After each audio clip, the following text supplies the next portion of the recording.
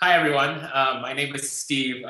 It's an honor to be a member of the this coming project, Head Start Taiwan project. I think in the past 5, 6 years after the sale of YouTube to Google, I've been continually looking at Taiwan and what I can do to give back to Taiwan to help spearhead the sort of the next phase of technology companies and startups coming from Taiwan.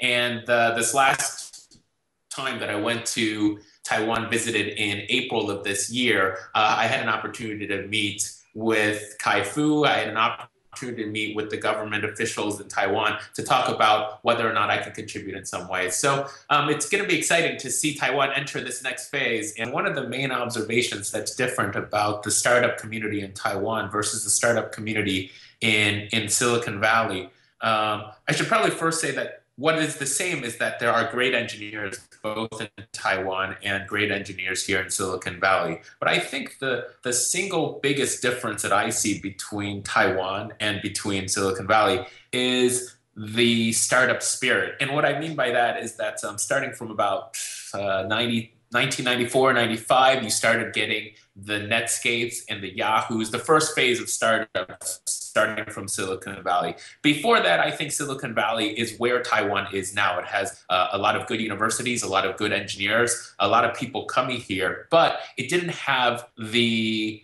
sort of the leadership, a lot of people with experience, with startup experience, and it didn't have a lot of people that were used to starting new ideas and new companies. Most people, they had worked for the same company for 5, 10 years. But now in Silicon Valley, people are starting startups very quickly. If they have an idea, they start a company. If the company fails, they start up another company. In Taiwan, it's much harder for someone to actually get the first project going, and that's what I want to kind of change. I mean, it's just in Taiwan, again, it's very difficult to get the angel level funding, the first stage of funding in Taiwan. It's very difficult to find other people that are around that same spirit about trying to start companies. And it's what I'd like to do is try to change it. I think that as soon as Taiwan is able to have its first set of startup companies be successful on the global level, then it becomes much easier for other people to follow suit. But it's always